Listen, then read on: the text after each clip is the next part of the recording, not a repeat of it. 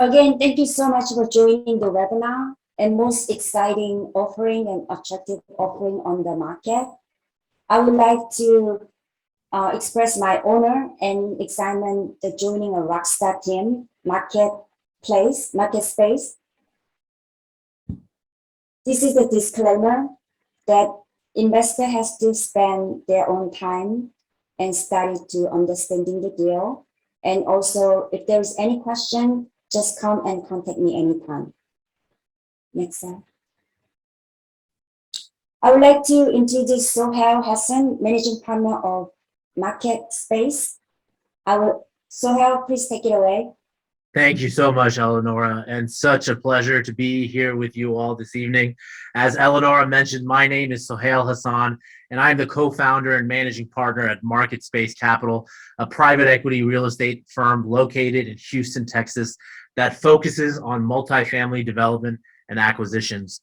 We currently have approximately $550 million of assets under management, with another $1.4 billion under development, and a major part of this success is to partners just like Sunbury Capital. This has been a partnership that has now, I'm honored to say, has been blossomed into a friendship, and we look forward to partnering on this project as well as many other projects in the future with Sunbury. So today I'm so excited to be here to talk about our latest project, the ground up development of 250 units in Dallas, Texas, called The Spot at Myra Park. Our agenda for our presentation today is to give you a quick introduction of our firm, describe the current market conditions for multifamily, specifically here in Texas, and then proceed to get into the deal specifics, including showing conceptual images of the interior and exterior. And finally, we'll get really into the meat of the deal with the projected financial returns. Should you have any questions, please kindly hold them until the Q&A at the end of this presentation. Eleonora, please take a moment to introduce yourself to everyone. Yes. I'm a commercial broker in DFW area, currently CCIM candidate. The CCIM connection and network brought me into this deal. I was privileged to know Josh Leonard during the CCIM, and also the deal flow and other investment criteria was matching with the market space. So I am a licensed commercial broker, currently associated with the ERA, and also I have a background of a corporate American management for 14 years, and also I'm focusing on multifamily only. So, would you like to introduce yourself? Absolutely. So as I mentioned, Market Space Capital specializes in acquiring and developing multifamily properties here in the United States.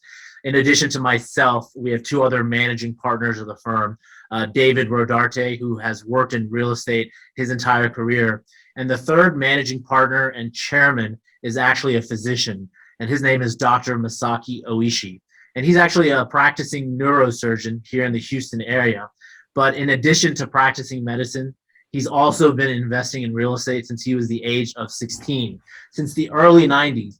And he himself has amassed, a sizable real estate portfolio. So in 2010, Dr. Oishi partnered with David to deploy his capital into solid real estate investments. And they made their very first investment together into a multifamily property here in Houston back in 2011. Since then, we've made a number of acquisitions, not only in multifamily, but into retail shopping centers, office buildings, and of course, the core of our business, as I mentioned, multifamily apartment complexes. And I would say that our firm's competitive advantage lies in our data-driven approach to decision-making, for which we have created unique in-house proprietary models. To date, the firm has done a total of 21 investments, of which 7 of them, soon to be 8 and 9 with the sale of the Morgan and Wilcox, will have gone full cycle, meaning that we have successfully acquired and then exited those properties. So of those that we have exited, the firm has managed investor level IRRs of 28.5%. Now, this of course is rather high for real estate investments. However, in order to properly manage expectations, we typically want our returns to pencil out in the high teens or in the low 20s in order for them to make sense for us and our investors. And while we still own some retail and office assets, the firm made a strategic decision back in 2019 to divest out of those retail and out of those office assets and focus only on multifamily. And, we were, of course, blessed to have made this decision early on because, as you all know, especially in a, kind of a post-pandemic market, the retail and office assets have really been suffering. However, the multifamily asset class still remains as one of the most resilient. So in 2019, with a renewed focus on multifamily, we essentially proceeded to create two distinct investment programs. The first is around our ground up developments, and the other is for our value add investments. So as we kind of began to talk about market conditions, it's important to note that Dallas has been one of the best performing real estate markets in the entire country. In fact, last year it was number one. Furthermore, with the lack of construction and increase in home prices, it's created a pent-up demand in this particular submarket. And as you all know, Dallas is home to some of the largest Fortune 500 companies, including American Airlines and Bank of America. Finally, it's important to note that Dallas has completely bounced back from the pandemic in a strong way, and it's now on pace to achieve their 2019 employment rates, which were, of course, pre-pandemic. Furthermore, if we look at, specifically the Farmers Branch area within the submarket, you see that it has significant favorable demographics, right? It has, in terms of the income and education levels, as well as the average household income within a 3-mile radius. And, before we get into the details, let me take a moment to highlight some of the reasons why we chose this market. And as Josh was showing in the previous slide here, that Dallas is actually the 4th largest metro in the country. Josh, if you can go to the previous slide before this one, here you can see this is really important to note here that the DFW market makes up the 6th largest economy in the United States. Those numbers are just staggering, right? And Dallas continues to impress us. And unlike Houston, it really benefits from the fact that they have a very diversified economy. It's not dependent upon oil and gas, for example, like the city of Houston is. So let's go on to the next slide. And here you can see kind of where our site is, right, in terms of its strategic location, right off of the service road of I-635 and Webb's Chapel. For those of you that are not familiar with Dallas, 635 is kind of a major artery that goes through Dallas. There's about 285,000 cars that drive by this every single day. And as you can see from this map, we have significant visibility to our site from the freeway. In fact, as you can see with the smaller picture here, where notice the arrows for the LBJ on-ramp and off-ramp, you can see the square that is outlined for our particular site. And the reason why I'm bringing your attention to this is because you can see that our site is perfectly situated in between the on and off ramp, meaning that you can come right off the freeway, turn into this development, you can exit this development and immediately be able to get right back onto the freeway. On the next slide, we'll go through a little bit of the project history. Now, this project actually, we have been looking to get into the Dallas market since about that 2019 timeframe.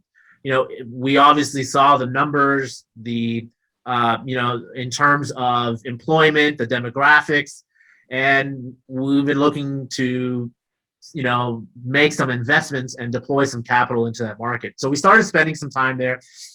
And this project was really brought to our attention in December of 2019. And it's important to note here that this project used to actually be owned by a very well-known company in the Dallas area.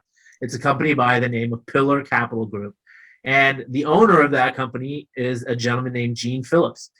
He's been in the Dallas market since the 70s.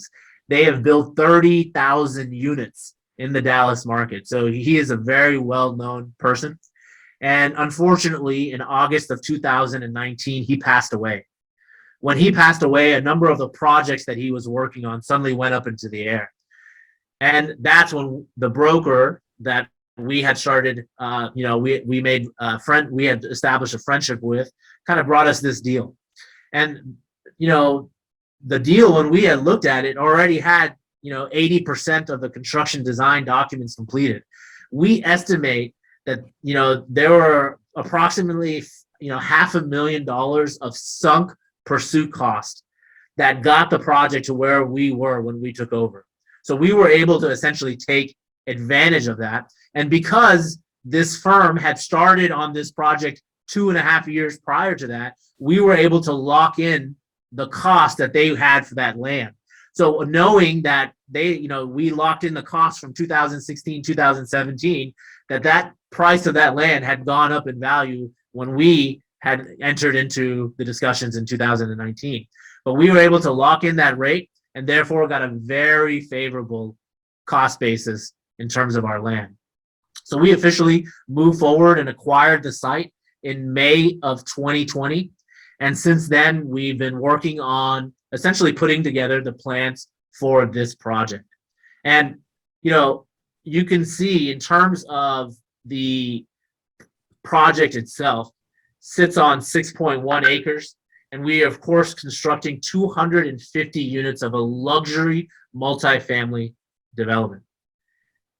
As I mentioned, we started that due diligence in 2019. We ended up purchasing the site on May 1st of 2020. We then spent a year finalizing the designs, the permitting, and then finalizing our construction loan. We were officially able to kick off construction in September of 2021 with an expected completion date somewhere between Q3 and Q4 of 2023. So it's important to know that, we actually acquired the land from the hospital next door. We sit directly adjacent to the Dallas Medical Center. And we acquired the land from the hospital, and the hospital is owned by a REIT, a real estate investment trust that's based out of California. And what's interesting to note is they too will be starting some major renovations this year. So of course, we're investing a lot of money next door to them, and they too will be kind of undergoing major renovations through an investment on there. So as you can see on the next slide, our location here is really unmatched, right? It is, in terms of the actual visibility to, from the freeway, its proximity to major shopping and entertainment, and the Dallas Galleria just being literally 10 minutes away. It's a matter of 4 exits away. So we are in an ideal location. And in fact, this is the last zoned multifamily tract of land in Farmers Branch, meaning that there's not going to be any more new competition that's coming up against us. The only things we're going to be seeing are renovations and updates of older properties. So on the next slide, we'll go through kind of the general design here of the project, which is actually called a Texas donut. And you'll see the reason is because it's a wrap. It's a 5-story wrap. And it basically has a pool and a courtyard in the middle. And this wrap feature has a podium-style parking garage, which allows the tenants to park on the same floor as their units, which is, of course, very convenient. And what really separates from a garden-style type of project, right? It all really comes down to the structure of the building, and in particular, how it complements the parking garage. The unit mix of the buildings are about 50% 1-bedroom and 50% 2 bedrooms. We have 3 types of units for each type of bedroom layout.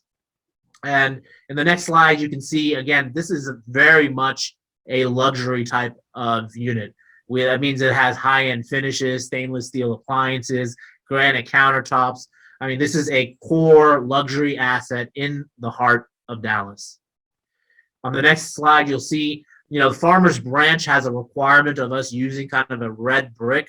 You'll see in a 3D animation video here that we're about to show you, it's kind of very close looking to what we're looking to do here. But it is a requirement for Farmers Branch for us to have this exterior red brick kind of look to it.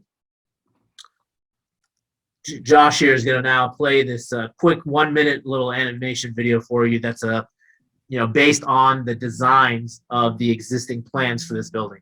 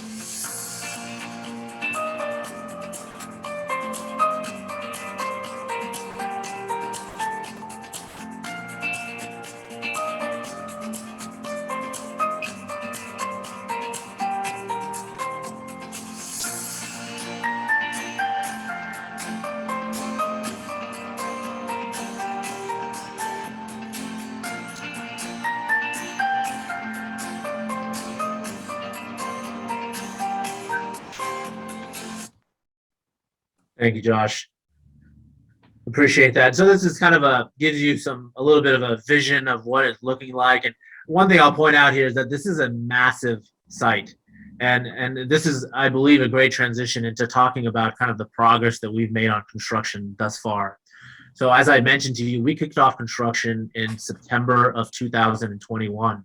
So there was a lot of site work that needed to be done here. And this site actually, before we acquired it, was a parking lot. And that parking lot served the hospital. So we had to remove the parking lot and essentially then, bring it to dirt. And as you can see here in the pictures, what you're looking at is a culvert. And a culvert is basically what the drainage system is, it allows as water falls to make sure that the hospital doesn't get flooded. So this entire culvert system had to be installed within it, and a sewer line had to be replaced.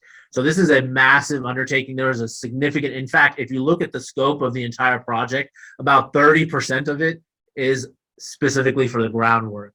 The rest of it actually is going to move very quickly. We have the benefit of using a precast garage. So basically the garage has already been kind of formed and it's installed on the site. So currently all of the box culverts are essentially completed. After all of these are completed, there has to be something called moisture conditioning, which is basically testing if it leaks. And this process is a very labor-intensive process because the weather has to comply. But nevertheless, all of that has now been completed. We are now basically drilling the piers for the parking garage, and that began on May 15th, so just last month. And, of course, we've already received all of the building permits, including the horizontal and the vertical for this particular project. So I would say in the next 60 days, this site is going to look very different from how it's in the past, simply because, as I mentioned, the parking garage structure is going to be there. And once that's there, that's when you really kind of start seeing it all come together. So let's go to why we love this deal and kind of bringing this all together, right? The main value proposition of why you as investors should consider, investing in this particular offering. First and foremost, we mentioned the excellent location.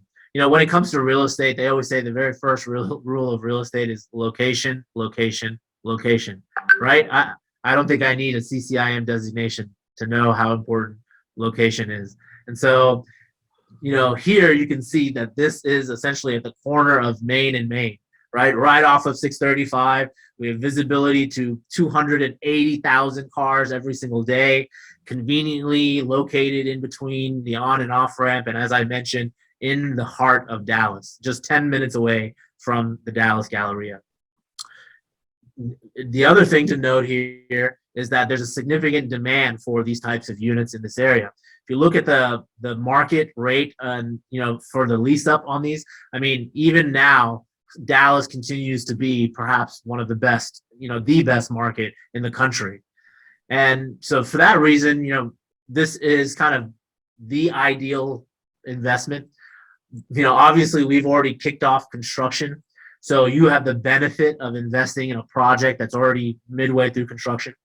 Oftentimes on these projects, we go and, for example, we'll get a loan, right? As you all know, 75% of the projects, typically the proceeds will come from a loan that we get. The remaining 25%, 5% the sponsors are putting in. Myself, Dr. Oishi, and David Rajarte put in 5% out of our own pockets into it. The remaining 20% we go and we raise from outside investors such as yourself.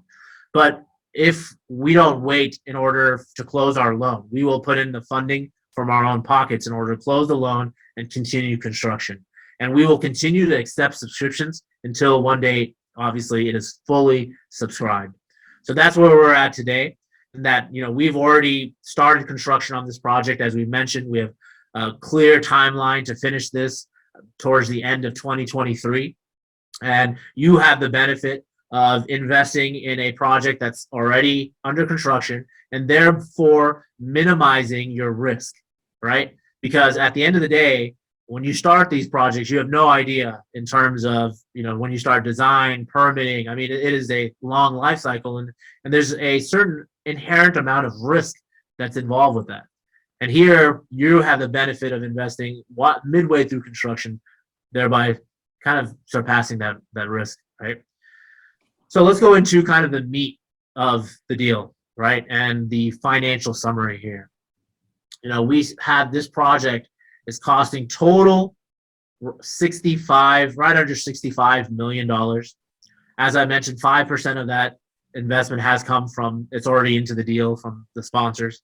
That breakdown of 65 million, and if you can go to the previous slide, Josh, I think it's important for everyone to note here, our development cost is $65 million on this project, as we just mentioned, which roughly, you divide that by 250 units, you're coming out to $260,000 per unit. We had this project, of course, appraised, and the stabilized appraised value for this asset came in at $75.6 million, or if you break that down per unit, right a little over $302,000. So there you have it, ladies and gentlemen, in its most simplest terms, that is our value proposition. We are seeking to capture that $40,000 to $45,000 per unit in value by building and stabilizing the asset. All right. As we go on to the next slide, this is a breakdown of kind of giving you the idea of the senior loan. We did take PACE financing for this particular asset. We did qualify for that, and we went forward with that. Here you can see the waterfall allocation. All of our deals are structured in this manner, in which we offer our investors on our ground up development deals a 9% preferred return. So that basically means you're earning a minimum of 9% on your money every single year. And all of the investors are essentially entitled to 100% of the cash flows. So as we're collecting rent every month, we're paying off the expenses, the operations, the leasing, management, debt service, whatever is left over goes into a bucket. And on a quarterly basis, we do distributions to our investors. So you, as an investor into these deals, are entitled to 100% of those distributions until you have gotten all of your return on capital plus any of the accrued preferred returns. Now, let me remind you, this is a ground-up development project. It's slightly different from the structure of a value-add investment. Because there's no cash flow coming in, your preferred return is, of course, accruing. So once you have received all of that, it then goes to a 70-30 split, 70%, of course, in favor of the investors, and 30% now in favor of the sponsors. And that's, of course, how we make our money, right? But notice, through the ownership of this investment, we don't make a single dime until the investors have gotten back all of their investment plus any of that accrued preferred return.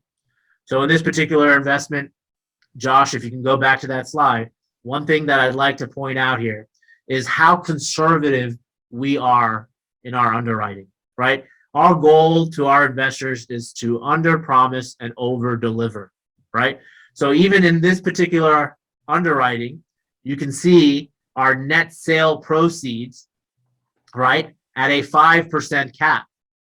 But we know that right now in the Dallas market, right, the hottest market in the country, that there are properties trading at 3 and a 3.5 cap, right? So let's say we be conservative and say 3.5, 3.6 cap, right? Again, here we're showing you what a 5 cap exit looks like. Those numbers are only going to get sweeter if we can exit around 3.5. And so with this very conservative estimate on these returns, we're showing a projected investor level IRR of 22.5% and a targeted investor equity multiple of 2.73%. Of course, our hold on these projects, this is always an interesting question, right? Because every particular project has its own underlying business model, right? We say 5 years because that gives you an appropriate snapshot, particularly in a ground-up development project. We have about 24 months, between 18 to 24 months of construction timeline. It really depends on the parking garage. If it's a garden style, no parking garage, you're on the 18-month construction timeline. If there's a parking garage involved, you're typically on the 24, 25-month timeline. So we, of course, are on the latter of that. So once construction is completed, then there's a stabilization period. We're very conservative in our estimates, and we put a 12-month stabilization period, right? That means lease up, getting that lease up. Now, I will tell you from other properties that we have owned and operated, we start the marketing for these properties 6 months before construction is completed. We start accepting leases 90 days before the construction is completed.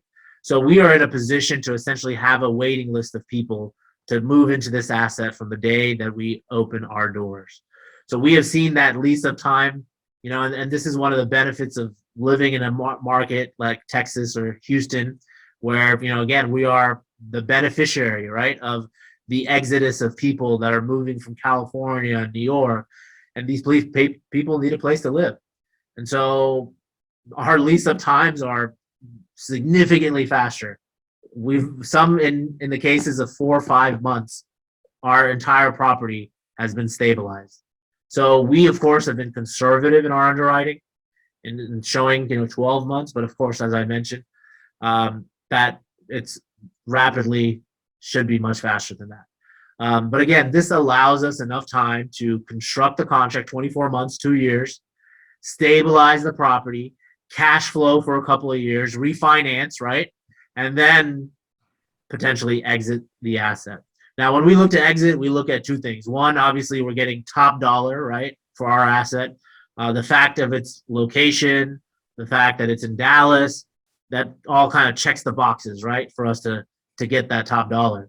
But then we also have to have an exit plan in mind, right? We understand it creates a capital gains event for our investors. And so we have that in mind in terms of, having a 1031 exchange, and we would facilitate a transaction like that. So with that, let's go on to the next slide here and kind of just showing you a cash flow summary. Again, the first couple of years were very conservative. We show really nothing in the NOI, of course, but in year 3, year 4, that's when you really start to see kind of the cash flow that's coming in. And of course, with the refinancing that we projected to happen right around year 4. On the next slide is the financial incentives. And here, this is kind of a special deal that we've been offering with partnering in terms with Sunbury Capital.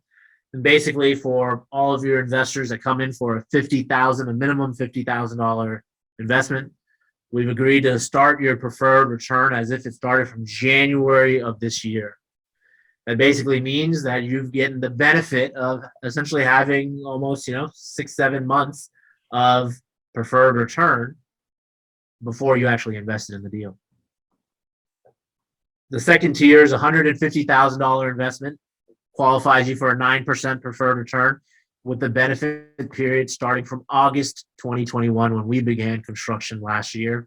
And finally, of course, our final tiers, $500,000, has that 9% preferred return and a benefit period starting from March of last year. Basically meaning that you're earning 1 full year of preferred return, a 9% immediately on your money from making this investment. So this is certainly a very appealing offer that we've extended to Eleanor and her investors, and we look forward to, we would like to earn your business to have you, of course, partner with us on other deals in the future. So finally, kind of giving you a timeline here, July 8th is when we're looking for subscriptions to be due, funds the following week. And ultimately, this will be fully subscribed by the end of July, no matter what. We have roughly 2.7 million, I believe, is kind of the number left out of a total $11 million raise. And this will be fully raised by, no matter what, by the end of July.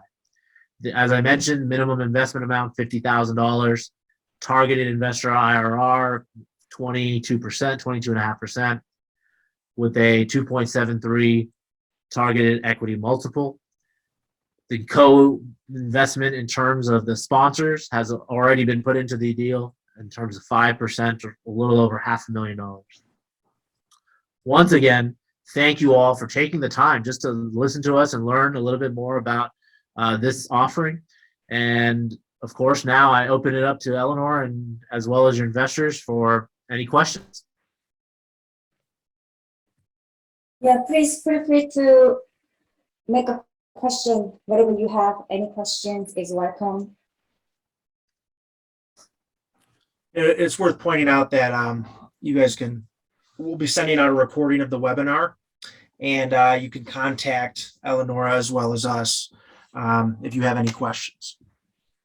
But feel free to drop your questions in the chat box, and we will happily answer them.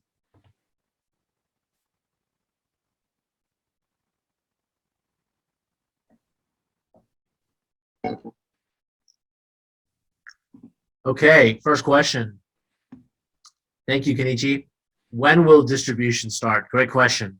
So again, we are conservative in kind of our underwriting and what we've shown. Right now we have construction scheduled to be completed between Q3 and Q4 of next year. We then anticipated, as I mentioned, 12 months of a stabilization period, and basically have distribution starting sometime in Q3 of 2024 is when I would imagine. Although, again, these are just very conservative estimates. Just understand that we are incentivized from our end to start those distributions, to get this property refinanced, to get you your money back plus any of that accrued preferred return, obviously so that it triggers the 70-30 split. So I hope that answers your questions. And once again, thank you, Kenichi. Elizabeth? So we have another question. For what kind of interest rate are you getting for your loan? So we got about a 7.5% interest rate, which is typically commensurate for a construction loan. We are going to seek immediately upon stabilization to refinance that to a traditional loan, right around 4%, depending on obviously where the capital markets are when we are completed. However, that would obviously mean that, there would be a pretty significant refinance out for that. And, in these ground up developments, it's important to know we're creating a significant amount of value, right? Whereas these value add projects, when you acquire them, you might do some minor renovations, exterior, interior. 18 months later, you go to refinance it, and there's a little bit of a cash out, right? Because you created some value in it. With this, imagine this was just a piece of dirt, right? We're investing millions of dollars to create this huge operation, right? And people living there, paying rent, people working.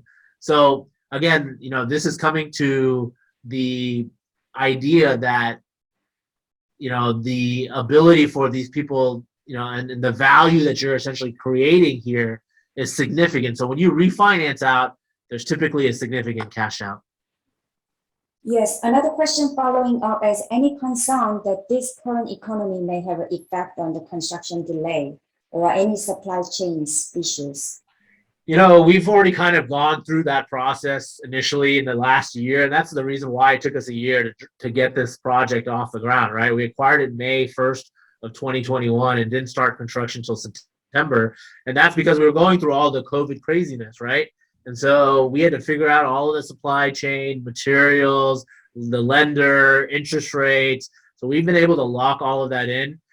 We are into what is known as a guaranteed max contract with our contractor, which basically means we're locked into a certain price. If anything goes above that, it is actually they have to pay for it. It's not as long as it's not a change order from the owner, we are not liable for those costs. So that's the other thing here in terms of why we feel so secure in being able to control those costs.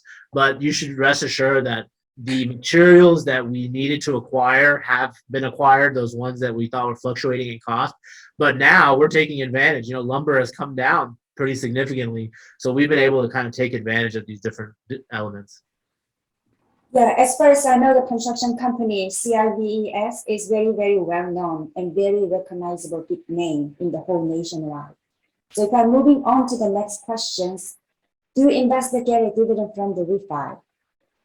Yes, 100%. We would be looking to give the investor something back from the refinance. Again, whenever we have the ability to do a distribution or a cash event, we will 100% do so.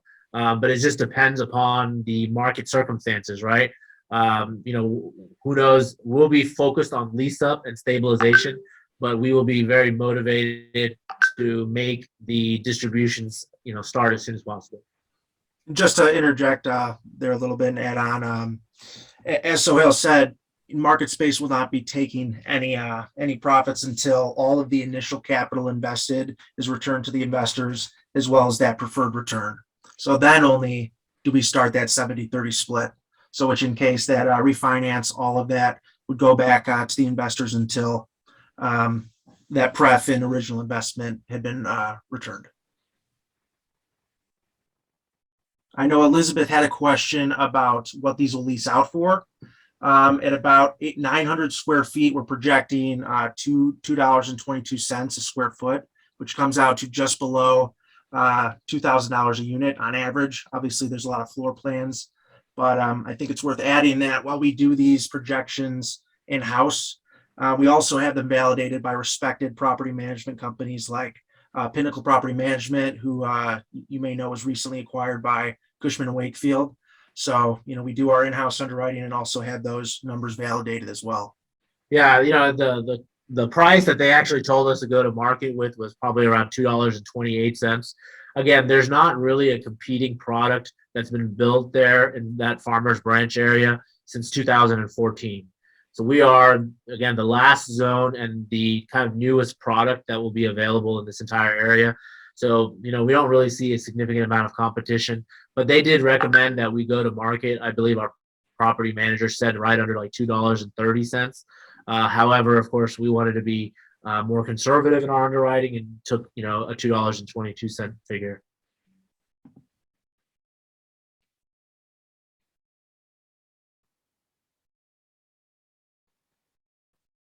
So any other questions or concern?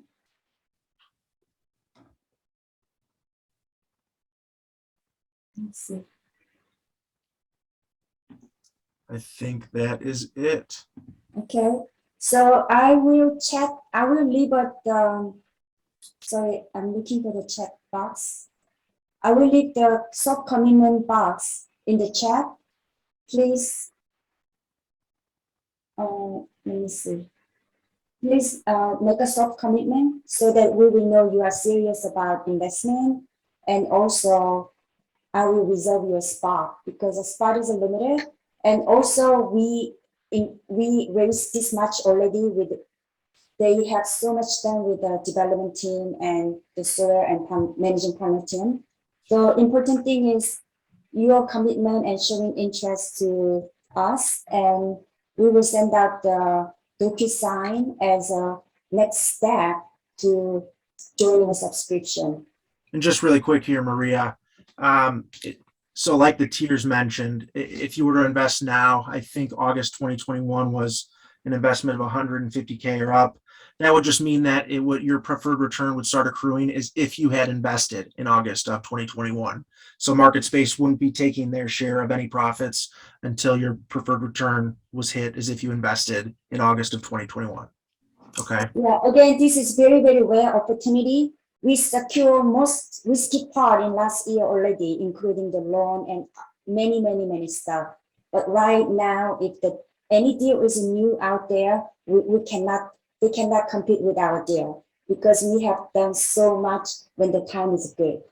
So this is your opportunity to make the soft commitment so that I know where to send you the TSA and subscription agreement. Well, we thank all of you for joining us tonight. We will make sure to send out the recording of the webinar, and feel free to reach out to us. All of our contact information will be on the follow-up email. So feel free to reach out to Eleonora with any questions. And once again, thanks for taking the time out of your day. And we hope you have a good night. Thank you so much. Good night. Talk to you soon.